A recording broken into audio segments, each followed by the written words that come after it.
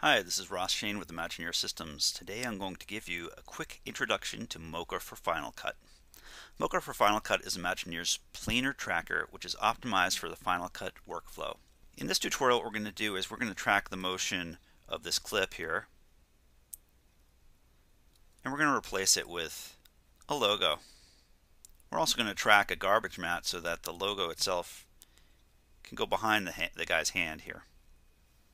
To get your clips from Final Cut into Mocha, you can right-click on a clip, reveal in Finder, and then simply drag your clip right to the Mocha for Final Cut icon. We're going to go ahead and say Next here. In the New Project window, it's letting me know that this clip, where it comes from. I could give the project a name if I wanted to.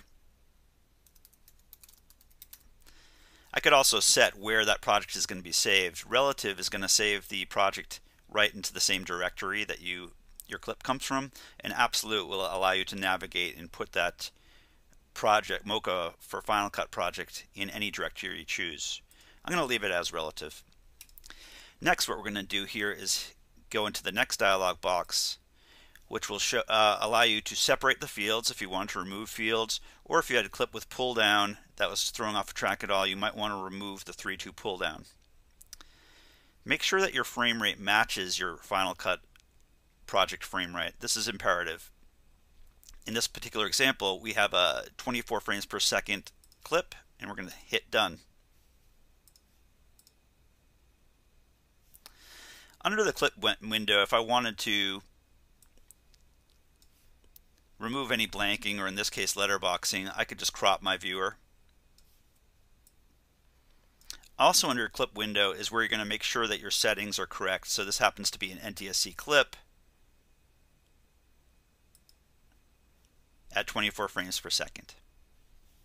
The key to getting a good track in Mocha for Final Cut is understanding the planar tracker. In Mocha, what you do is you create shapes that define your search area.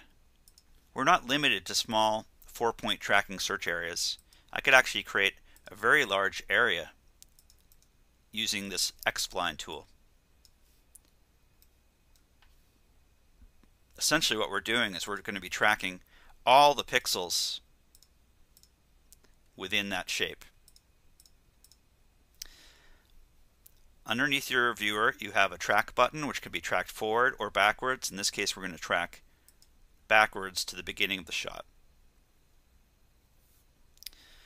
And what you'll notice is that sometimes it helps to leave the tracker, your track shape, a little bit wide. And we'll see what happens when we get to those blurry pixels.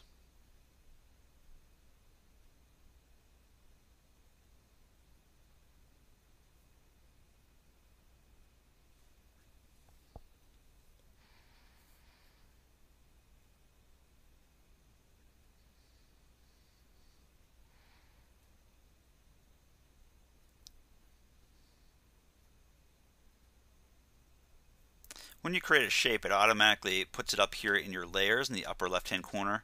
I could give this a name. This is my track card shape if I like. Okay, once you have something tracked, you basically want to validate whether that tracking data is good. All your controls in the upper right hand corner are viewer controls. Basically you can toggle these controls on and off. Let's turn off our layers, which a layer is our shape, and we're going to turn on our surface. The surface basically represents the data that's going to be exported to Final Cut. What I want to do here is just set my 4 points of my surface to match the 4 points of the card here. If you like, you can turn on a grid to really get a sense that you're matching the proper plane of the card. And even though our card goes out of focus, we've pretty much matched the movement quite well. I'd also mention that it's worth taking a look at Adjust Track, which is a very important module in Mocha for Final Cut. This allows you to really refine tracks and control drift. For now, I'm just going to say this is okay. I'm going to turn off my grid. Before I export my data, though, if I wanted to insert a logo, if I want to insert grids, I can look at this and make sure that I'm happy with my track data. At this point, what we would do is hit Export Tracking Data. We have two options here: Final Cut Basic Motion for translation, rotation, and scale, or Final Cut Distort for corner pinning. In this example, I'm going to use the corner pin export. What this does is saves this file as an XML file. I call this track card shape 1. And at this point, we're done with Mocha. We're going to get back into Final Cut. Okay, back here in Final Cut, what I want to do then is import my XML file.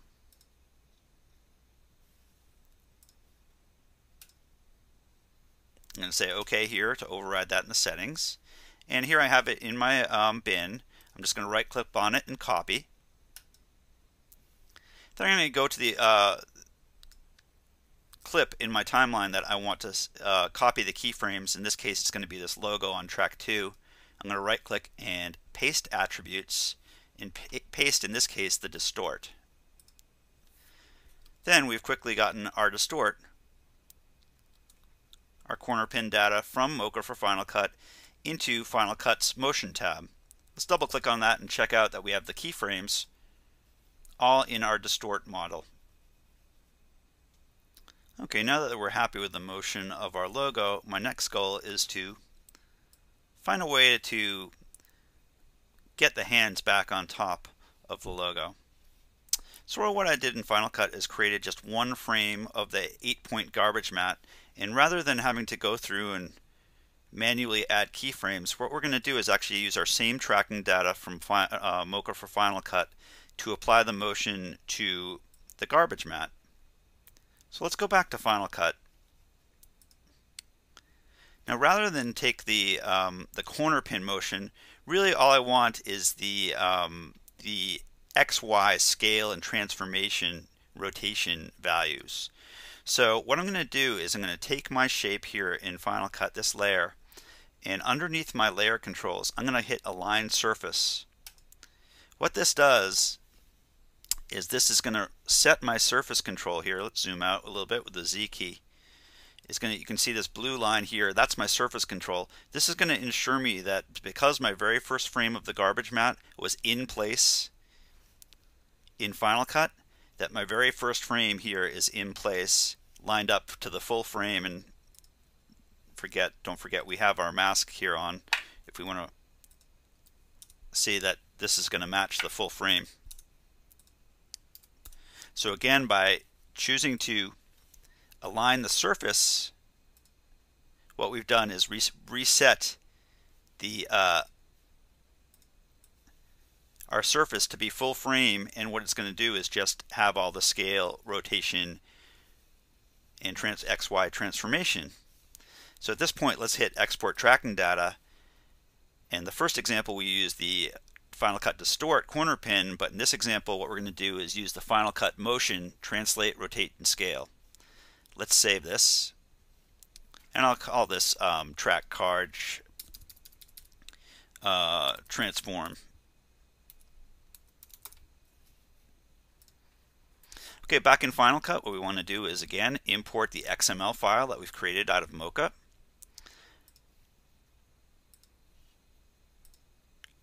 And right from our bin, I can right click on it, copy it, select the clip I want the keyframes to paste to, and say Paste Attributes.